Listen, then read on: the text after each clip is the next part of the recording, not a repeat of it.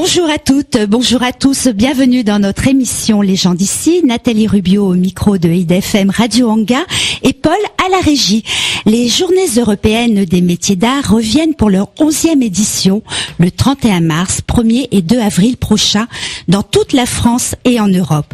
Sur le thème savoir-faire du lien, en Île-de-France, plus de 1000 événements auront lieu.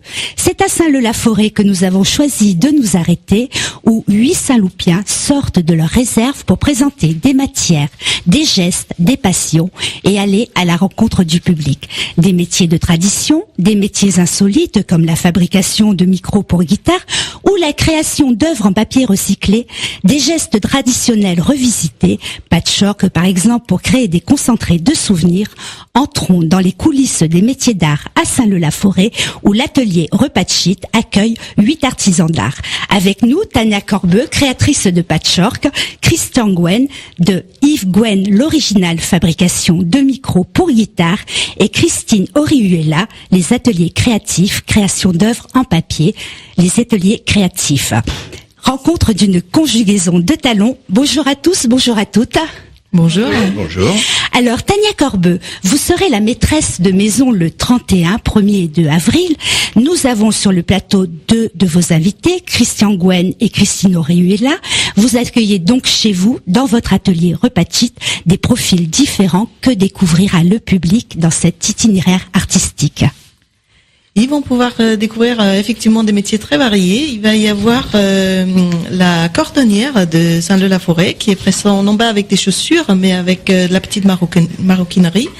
Il va y avoir Michel Valade de Métal Pur qui crée des métals en acier avec de la soudure, très précis, très beau. Il y aura également Martine Martin qui fait restauration des tableaux, Jeanne Tisson qui crée des costumes et Gaëlle de France qui est tapissière. Alors vous-même, Tania Corbeux, vous êtes créatrice de patchwork. Ce n'est pas banal. Effectivement, c'est assez original. En France, surtout, c'est d'une tradition américaine, les memory quilts, des couvertures souvenirs.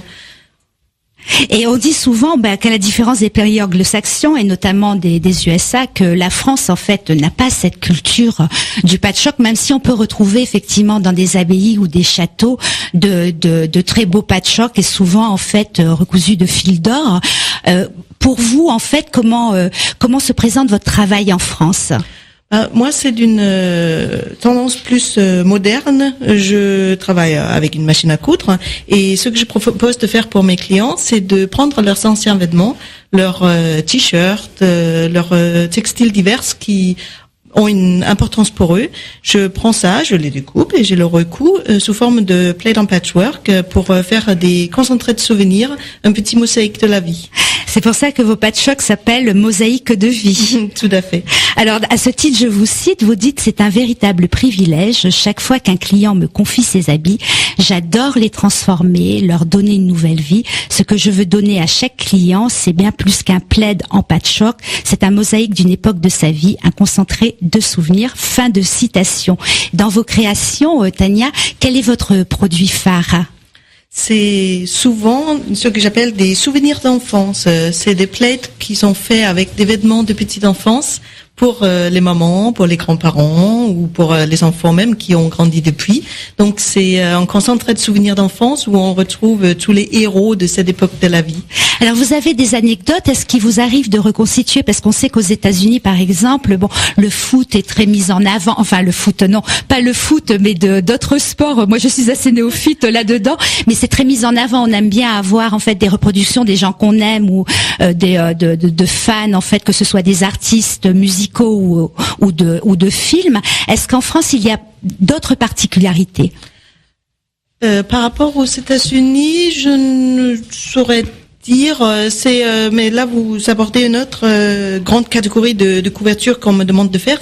Moi j'appelle ça des fan stories, parce que ce sont justement des plates faits avec des textiles liés à un intérêt particulier. Par exemple, j'en ai fait avec des t-shirts de concert de Queen. un grand couvre-lit avec Freddie Mercury et Queen, c'était très beau. J'ai fait une autre pour une jeune femme alsacienne avec que des t-shirts noirs de Marilyn Manson, de Evanescence, A Nightmare Before Christmas, le titre en français m'échappe. Enfin voilà, que des t-shirts noirs, mais voilà, qui ont fait un produit assez gothique, mais qui la représentait bien elle, et elle était ravie du résultat. Nous vous avions déjà reçu à l'antenne sur nos ondes IDFM et vous nous aviez fait part d'une anecdote qui nous avait beaucoup ému. C'est que quelquefois les personnes, en fait, quand ils perdent un proche, vous demandent en fait de recréer un souvenir pour eux. Oui, effectivement. Ça, c'est très émouvant et j'essaie souvent d'en parler parce que c'est tellement intime pour les gens.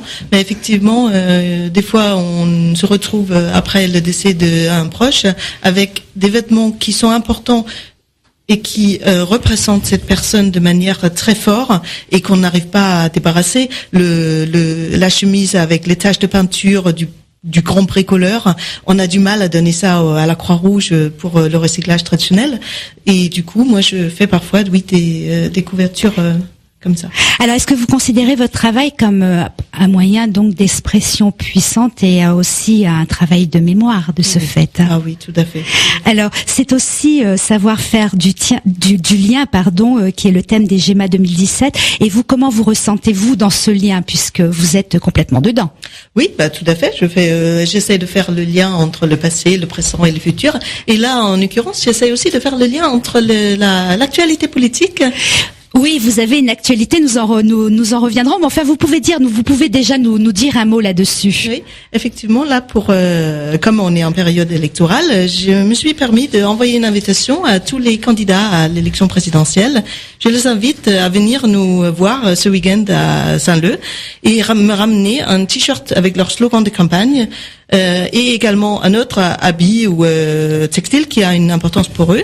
Mon idée étant que je pourrais utiliser tous ces éléments pour faire une couverture souvenir qui sera une expression de cette campagne présidentielle et que j'offrirai au futur président. L'avantage, c'est qu'en plus, ça a une valeur de 300 €. Du coup, il n'y a même pas besoin de le déclarer. On peut dire que dans ces cas-là, vous serez plongé au cœur de l'actualité. Alors, savoir faire du lien, c'est aussi le point fort de votre histoire, Christian Gwen. On pourrait commencer votre histoire par « Il était une fois », Christian Gwen, fils d'Yves Gwen, qui a créé en 1947 la marque Steamer. C'est un type de micro qui a été utilisé par le célèbre guitariste des années 50, Django Reinhardt. Vous avez repris l'activité de votre père qui était un pionnier de la guitare électrique. Racontez-nous cette enfance particulière. Écoutez, j'étais quand même enfant, je suis né en 1946. Donc, vers l'âge de 4-5 ans, j'étais dans l'atelier et je voyais tous ces musiciens de jazz venir nous essayer les amplis, les micros que mon père fabriquait. Donc c'est comme ça que j'ai vu Django Reinhardt, Stéphane Grappelli, Henri Rollin, tous ces musiciens de jazz qui venaient essayer et ça m'a donné envie de faire la même chose. Et vous êtes arrivé en fait de parler avec eux ou juste de les taquiner parce que vous étiez un enfant? J'étais un enfant, donc j'étais dans mon coin et je les regardais. Je les regardais jouer. Quand ils venaient avec leurs jeunes enfants, je jouais avec eux aussi. J'ai joué avec le fils de Django. On allait dans le jardin jouer ensemble. Alors vous avez ramené, malheureusement les auditeurs ne peuvent pas le voir, mais un magnifique album en fait de souvenirs, et notamment il y a une photo qui est très très forte en fait. Ce sont les établissements Steamer. Ils se situaient où en fait? Ils étaient où et est-ce qu'ils sont toujours au même endroit déjà? Voilà. Alors ils étaient à Courbevoie, donc rue d'Alençon. Donc, mais je pense que tout ce quartier a été refait Donc il y a longtemps que je suis pas retourné voir s'il existe encore. Alors avant de revenir à vous, revenons au portrait de Django Reinhardt. Il a marqué l'histoire du jazz, une couleur, une intensité dans son jeu qui sont absolument inimitables de ceux qui sont des professionnels. Un film sortira sur un pan de sa vie en avril. Je vous propose d'écouter un extrait de Django Reinhardt, Les yeux noirs.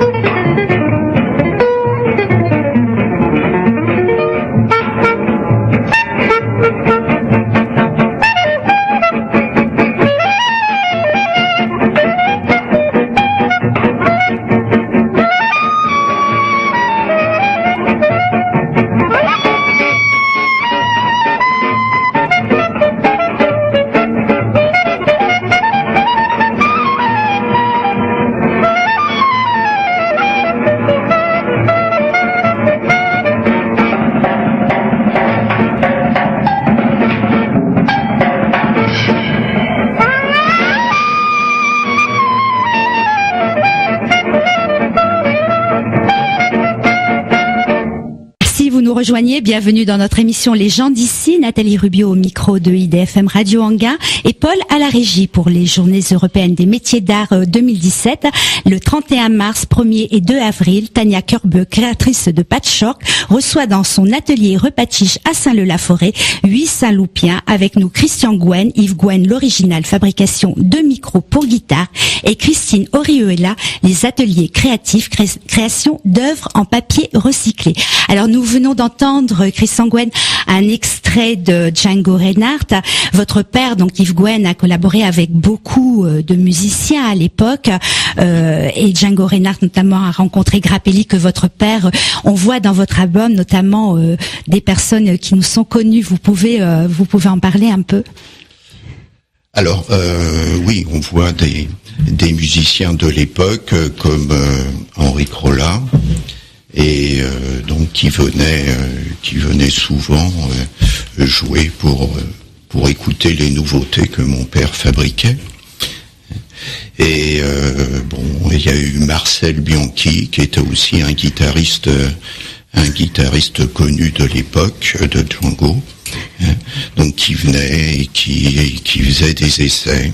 Alors, vous, Christian Gouin, vous avez repris l'activité de votre père. Pour vous, c'était une évidence de perpétuer son travail? Ben oui, parce que après mes études, j'ai travaillé avec mon père pendant 20 ans. Donc il m'apprenait à faire ses amplis, ses micros, toutes ses fabrications.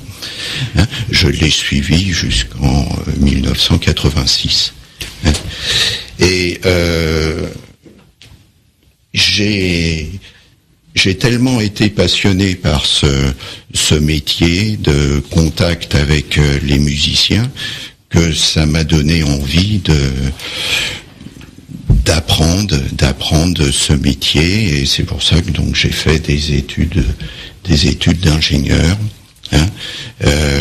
parce que je voulais fabriquer les mêmes choses que faisait mon père. Alors vous avez une sacrée expérience et vous savez reconnaître en fait si le steamer est un vrai ou une reproduction. Oui, parce que comme j'ai arrêté la fabrication en 1994, parce que le marché était un petit peu lent, c'était plus suffisant. J'avais une autre activité, donc j'ai arrêté de les fabriquer. J'ai mis l'entreprise en sommeil. Et en 2002, un luthier un petit peu opportuniste a déposé notre nom, donc Steamer.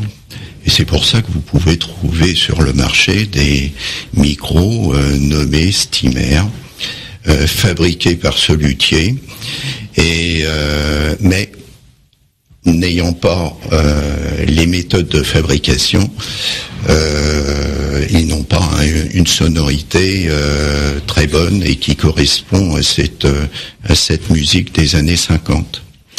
Donc c'est pour ça que je vous dis, je suis capable de reconnaître le son d'un vrai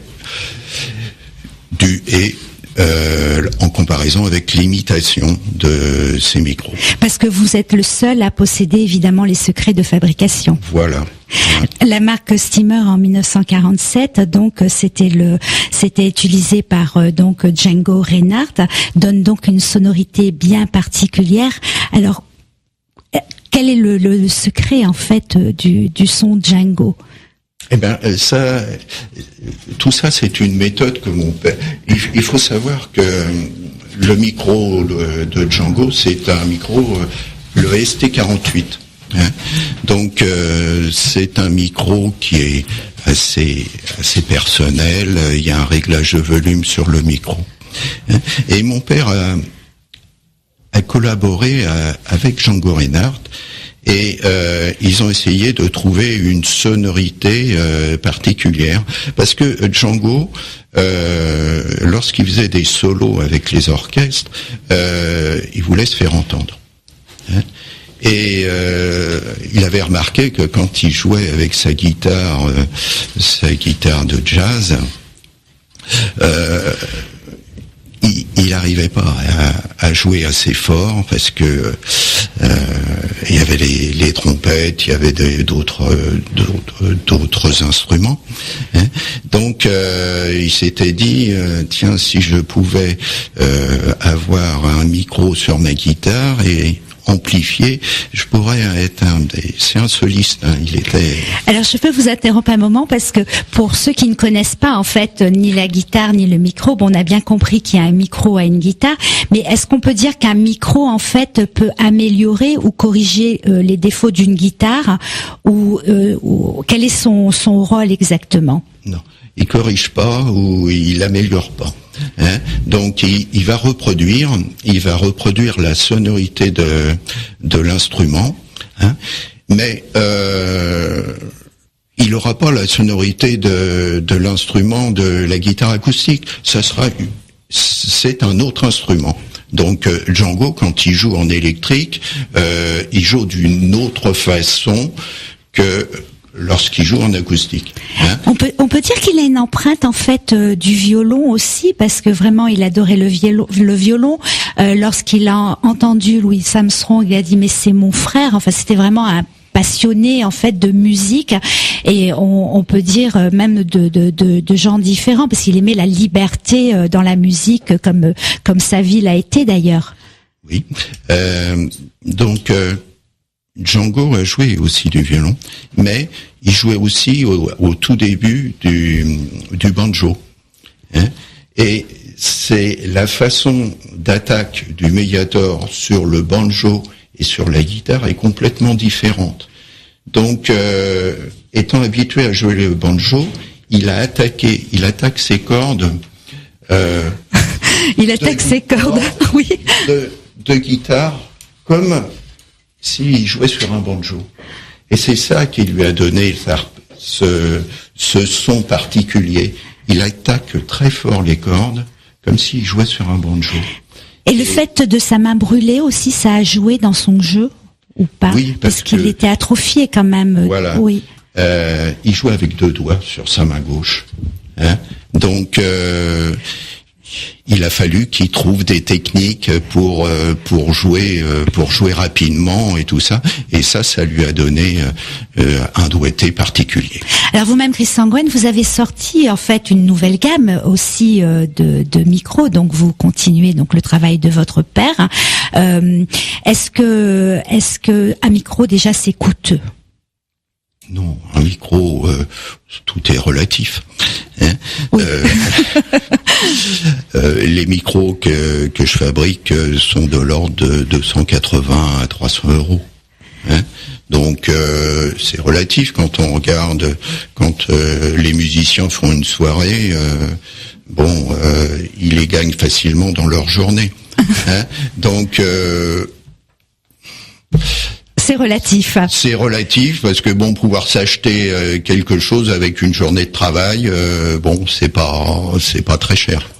Alors vous serez présent le 31 mars, le 1er et le 2 avril à l'atelier Repatich à Saint-Leu-la-Forêt.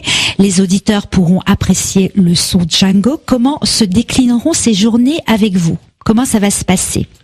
Écoutez, je serai sur mon stand, je présenterai donc mes micros. Et il y aura 1 ou 2 amplificateurs et les clients pourront, s'ils amènent leur guitare, essayer ces micros et je leur montrerai comment régler leur instrument et voilà.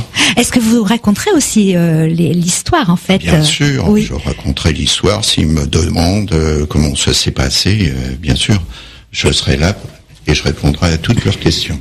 Alors pour vous mettre dans cette ambiance, écoutons de nouveau Django Reinhardt avec Nuages. Un extrait de Nuages.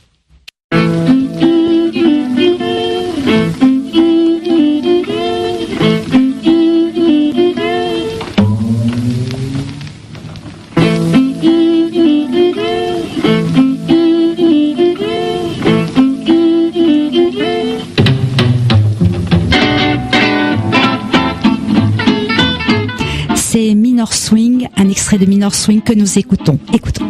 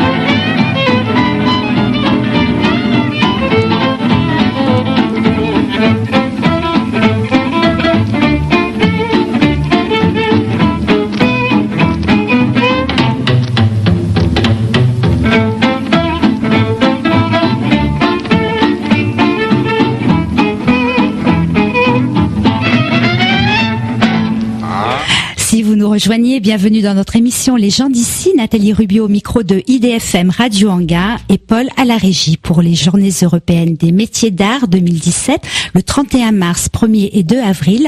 Tania Corbeux, créatrice de patchwork, reçoit dans son atelier Repatchiche à Saint-Leu-la-Forêt, 8 Saint-Loupien. Avec nous, Christian Gouen, Yves Gouen, l'original, fabrication de micros pour guitare, et Christine Orihuela, les ateliers créatifs, création d'œuvres en papier recyclé. Je me tourne vers vous, Christine Orihuela. Vous êtes créateur d'œuvres en papier recyclé. Pourquoi ce choix? Alors, ça fait partie de mon parcours, bien évidemment. Le recyclage, c'est quelque chose qui me concerne beaucoup par rapport à nos vies actuelles. Mais le recyclage, ça concerne aussi tout ce qu'on peut recycler de sa vie, de son expression personnelle. Moi, je travaille beaucoup avec des morceaux que je peins, que je déchire, que je recolle. Je m'amuse à dire que je recolle les morceaux. Donc, c'est une métaphore, mais voilà, très symbolique et très forte pour moi. Ça fait partie aussi de mon travail sur le lien. Alors, il se trouve que les Journées européennes des métiers d'art ont choisi ce thème-là, et moi je suis dans le lien depuis toujours. J'aide les personnes à être en lien avec les autres. Je suis assez fédératrice. J'adore animer des groupes, même si le trac arrive souvent à ce moment-là. Mais je crois que le plus important, le lien le plus important pour moi que j'essaye de faire développer, c'est le lien des personnes avec elles-mêmes. C'est-à-dire qu'elles se reconnectent à qui elles sont vraiment. Et pour ça, les arts plastiques sont pour moi un des terrains les plus propices à cela. Alors vous avez parlé de matière aussi, puisqu'il s'agit d'œuvres en papier, donc il y a le côté intérieur en fait qui semble être comme un exutoire et un bonheur en fait. Et il y a aussi cette matière qui est le papier. Quel est votre rapport à cette matière? Alors, c'est vrai que c'est une question qui est vraiment à propos pour moi, puisque je peins sur toile. Je propose des tas de médiums, mais le papier, c'est un contact très particulier avec la main, avec le pinceau, avec tout ce qu'on va mettre sur le papier. Le papier, c'est quelque chose de fort pour moi. Voilà, ça fait partie du recyclage, mais c'est un lien extrêmement fort aussi avec la nature, même si le support final est plat et fait partie de notre quotidien, on s'en rend même plus compte. Mais c'est un lien très fort avec notre environnement. Alors justement, pour mettre en œuvre donc vos toiles, qu'est-ce qui attire votre œil de créateur dans la nature? Est-ce que vous êtes là à observer dans la maison ou vous vous arrêtez en disant tiens, ça me plaît? Comment ça se passe? C'est très compliqué parce que moi je suis attirée par énormément de choses, soit mon environnement naturel ou urbain, par les gens, les visages, les expressions, les émotions. Donc tout est source d'inspiration. Ce qui va m'attirer, en plus comme je fais plutôt de l'abstrait en ce moment, ça va être plutôt de retrouver accidentellement dans mon abstrait quelque chose qui peut éveiller un élément concret pour d'autres personnes. Donc et en vous, en fait, est-ce que ça se réfère à des critères précis, ou parce que vous me parlez d'abstrait, ou vous vous lancez à l'aventure? Y a-t-il une réflexion avant? Alors la réflexion, tout artiste vous le dira, elle peut prendre des mois, voire des années avant de produire l'œuvre, mais donc moi je dis que je peins dans l'intuition, mais l'intuition, ça vient de très loin. Et voilà, ce sera plutôt dans le spontané, surtout pas réfléchir à ce moment-là. Réfléchir pendant des années, des mois avant, mais pas pendant la création de l'œuvre. Quand on voit vos toiles donc sur votre site, certaines de vos toiles donc ont un nom et portent le nom des couleurs. Est-ce que, en fait, vous parlez de spontanéité, vous y avez pensé, ou tout d'un coup, ce sera avec votre humeur du jour, vous direz, tiens, j'ai envie de le peindre j'ai envie de coller, de rassembler ces papiers dans ce coloris et ce décliné de couleurs? Pour moi, les couleurs, c'est quelque chose de très instinctif. Il peut m'arriver de peindre dans les bleus parce que j'ai eu une envie de bleu à un moment, mais après trop de bleu, c'est trop de bleu et je passe vraiment à une autre couleur. D'ailleurs, il m'arrive de peindre plusieurs tableaux en même temps parce que mon œil, mes émotions se lassent d'un trop gros taux de pigments d'une certaine teinte. On peut voir aussi sur votre site que vos toiles sont empreintes d'humour. Quelquefois, il y a des animaux comme ça et puis ils ont un air complètement, en fait, ils sont réalistes sans l'être, quoi. Ça amène de la fantaisie. Oui, et puis c'est-à-dire que là, on peut se lâcher. Vraiment, s'il y a un domaine, on peut se lâcher. C'est bien l'art. Et je sais à quel tableau vous faites référence et j'en ai pas beaucoup des comme ça. Mais voilà. Là, je suis émue parce que justement, j'arrive pas à exprimer ce qui s'est passé. C'est toujours difficile pour un artiste d'exprimer en fait sa création. C'est ça. Oui, on l'aperçoit comme on l'entend, mais c'est toujours un peu compliqué. Voilà. Comment avoir de l'humour, enfin comment l'humour qu'on a ressenti s'imprègne aussi sur la toile pour les autres. Voilà. Comment les autres vont le ressentir. Et ce tableau est vendu d'ailleurs. Quoi qu'il en soit, Christine, on voit lorsqu'on s'arrête sur vos œuvres que la dimension symbolique et allégorique, elle est bien présente, car on décèle en fait plusieurs champs de lecture possibles. Vous laissez cours à l'imagination de chacun. Absolument. Moi-même, quand je regarde une de mes toiles que j'ai faite il y a plusieurs mois, je la redécouvre. Il y a une relecture systématique au fur et à mesure que ma vie avance, mes expériences, ce que j'ai rencontré. Oui. Et puis il y a des messages que m'envoient mes tableaux aussi, sans être totalement dans le mystique. Mais voilà, comme je suis dans l'intuition et dans le spontané au moment où je donne à peindre, ce qui vient de moi, de l'intérieur de moi. Ça a une signification à un moment donné, et puis après, ça a une autre signification, mais en même temps, ça me rappelle toujours le moment où je l'ai peint, dans quel état d'esprit j'étais.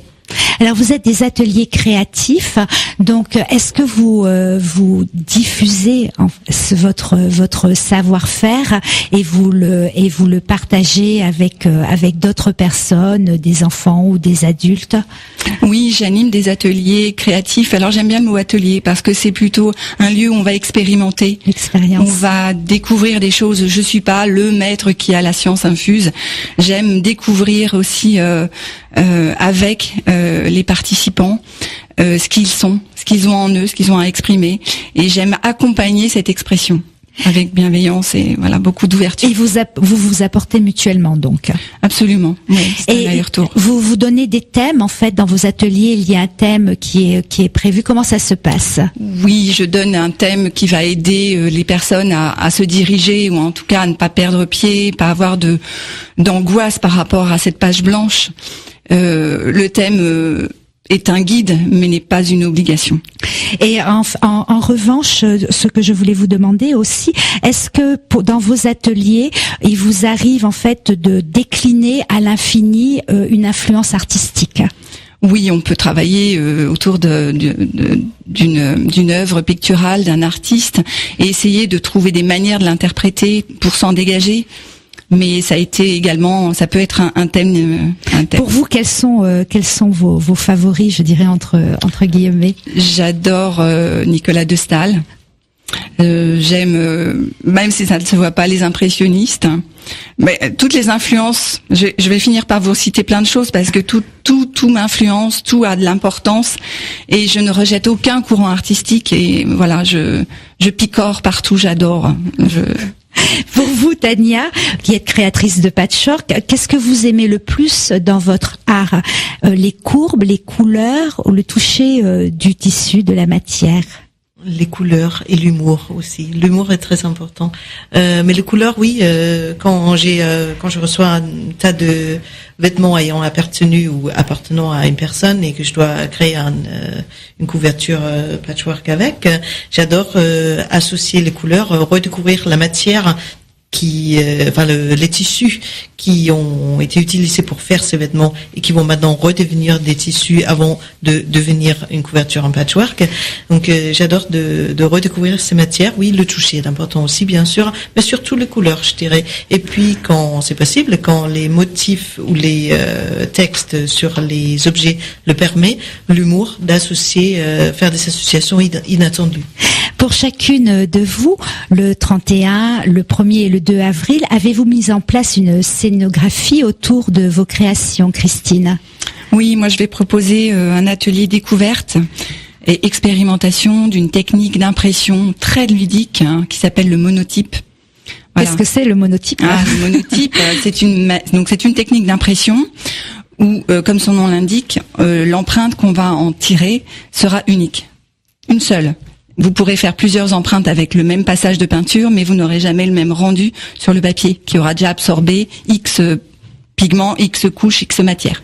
Je pense que pour les enfants et les moins petits, en tous les cas, ce côté magique les attirera. Et vous, Tania ? Moi, j'ai prévu de faire des démonstrations de couture patchwork. Donc, je peux montrer au public qui arrive chez moi comment je procède pour faire la découpe, la récupération de matières premières, le design et la couture de patchwork. Si il y a pas trop d'affluence pour des petites groupes, je pourrais leur proposer d'essayer de jouer avec des carrés de tissu pour associer eux-mêmes quelques carrés pour faire un mini patchwork. Très bien. Vous avez un fil rouge qui est celui de perpétuer au travers de vos créations, savoir faire du lien. C'est le thème des GEMA 2017. Peut-on parler ici d'une exploration éducative, Tania ?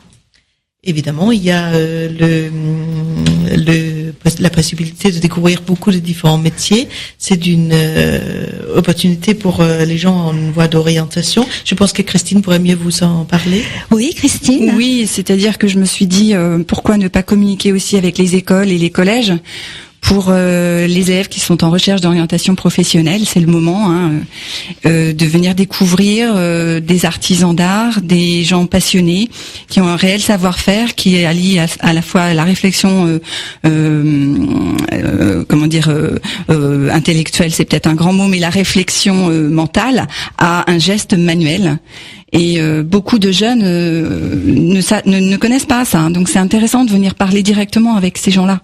Et le fait de sortir aussi peut-être du contexte scolaire, puisque vous accueillez chez vous, Tania, donne une autre empreinte à cette éducation. Tout à fait. Ils vont pouvoir voir sur place comment on travaille. Enfin, tout le monde vont être disponibles pour expliquer et certains montrer concrètement comment ils font de la soudure, de la couture, du collage, les différents processus et techniques, gestes qu'on emploie. Et pour vous, Christian Gouin, il s'agit aussi d'une exploration, on peut parler d'une exploration éducative au travers de votre présence, puisque ce sera vous-même qui accueillerez aussi le public qui arrivera.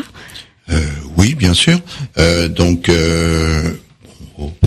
Aux jeunes enfants, je pourrais leur montrer un petit peu comment un micro fonctionne. Les grosses basses d'électromagnétisme, et puis peut-être leur donner le goût de faire des études dans l'électronique. Et oui, pourquoi pas. Au travers de votre expérience, Tania et Christine, quel est votre regard sur le marché de l'art et de la création aujourd'hui, Christine ? Oh là là, c'est une vaste question. Oui, c'est un vaste débat qui sort du domaine artistique. C'est un domaine, qui attire beaucoup de monde. Pas forcément des artistes, pas forcément des gens qui sont dans l'émotion. Donc c'est c'est un domaine très particulier. Oui. J'en apprends tous les jours. Moi, je suis un petit peu à l'écart de ça parce que je suis dans l'émotion. Et donc je suis pas dans la finance. Mais on parle aussi de finance. Il est vrai que en France, il y a eu pendant longtemps en fait cette espèce de symptôme, je dirais Van Gogh, où aller dans une galerie d'art, aller voir des artistes, était un petit peu, les personnes ne savaient pas. Aujourd'hui, ça c'est beaucoup plus ouvert. On a les ateliers du Père Lachaise, donc on essaye vraiment toujours et toujours plus de démocratiser, même au niveau des enfants. Et je pense que ce marché de l'art, pour moi, est très positif dans la manière dont il évolue, et c'était le sens de ma question, justement. D'accord. Oui. Alors aussi, on peut complètement voir notre action, notre groupe d'artisans saint-loupiens, comme le souhait aussi de démystifier certains domaines qui ne sont pas assez connus du grand public, démystifier le fait de faire quelque chose avec ses mains, d'imaginer, d'inventer des choses. Tout le monde a cette capacité, même si beaucoup de gens pensent que non. Et pour vous, Tania? Justement, ce week-end, c'est les Journées européennes des métiers d'art, et c'est une excellente idée qu'a eu à un moment quelqu'un, je ne sais même pas qui, au niveau de l'Institut national des métiers d'art, d'organiser ça tous les ans, maintenant 11 ans consécutifs, parce qu'effectivement, c'est le porte ouverte chez les artisans. Ça permet aux gens de venir découvrir, parce que souvent, d'une part, nous artisans, on peut avoir du mal à ouvrir les portes de nos ateliers pour accueillir du public, parce que pour certains, il y a des machines dangereuses ou c'est sale. Il y a beaucoup de contraintes en fait, de réglementation pour pouvoir recevoir en fait chez soi. Si vous le faisiez hors contexte comme ça, où généralement il y a quand même, c'est plus facile. Bon, c'est très ponctuel. Je pense pas qu'il y a particulièrement de contraintes, mais il y a des personnes qui vont venir exposer chez moi, comme Michel Valade, qui fait des métals. Avec métal pur, qui fait des meubles en métal. Lui, son atelier est difficilement accessible et très dangereux, en fait. Oui. Tout bêtement, il y a des machines dangereuses. Là, il va faire un peu de soudure sur place. Voilà, en tout cas, normalement c'est prévu. Et justement, Tania Corbeux, cette manifestation donc dynamique par ses choix artistiques célèbre aussi sa ville, parce que c'est le syndicat, il faut le rappeler, d'initiative de Saint-Leu-la-Forêt, donc qui parraine les GEMA 2017. Un mot là-dessus? Effectivement, pour moi, c'est un des liens les plus importants. En fait, c'est le lien territorial, ou le lien entre les artisans et leur ville. Là, on a la chance d'être 8 artisans à exposer et d'être parrainés par le syndicat d'initiative. Nous sommes tous les 8 de Saint-Leu-la-Forêt. On crée tout ce qu'on va voir, c'est made in Saint-Leu-la-Forêt. C'est fait par des Saint-Loupiens et des Saint-Loupiennes. Et donc, on revendique aussi cette appartenance à notre ville qu'on aime beaucoup. Et on est ravis d'être parrainés par les syndicats d'initiative qui vont être présents sur place, qui vont avoir une permanence au niveau du syndicat d'initiative et qui vont aussi proposer des visites de la ville, qui est une ville qui est certes tout à fait jolie, très agréable. Parfaitement. C'est au pied de la forêt de Montmorency, et c'est une ville impériale quand même, avec une forte histoire, et le syndicat d'initiative est très actif pour proposer des visites de découverte du crypte de l'église par exemple, des promenades sur les Sandes. Il y a beaucoup de projets de ce genre-là. Il y a également un projet qui est en train de démarrer qui a été piloté par justement Christine Orihuela et moi-même avec le syndicat d'initiative et le mairie, un projet autour du justement le tourisme, l'artisanat d'art et l'art sur Saint-Leu, où on essaie de proposer des visites découvertes. Or, les Journées européennes des métiers d'art, des visites de Saint-Leu combinées avec des visites d'ateliers vivants.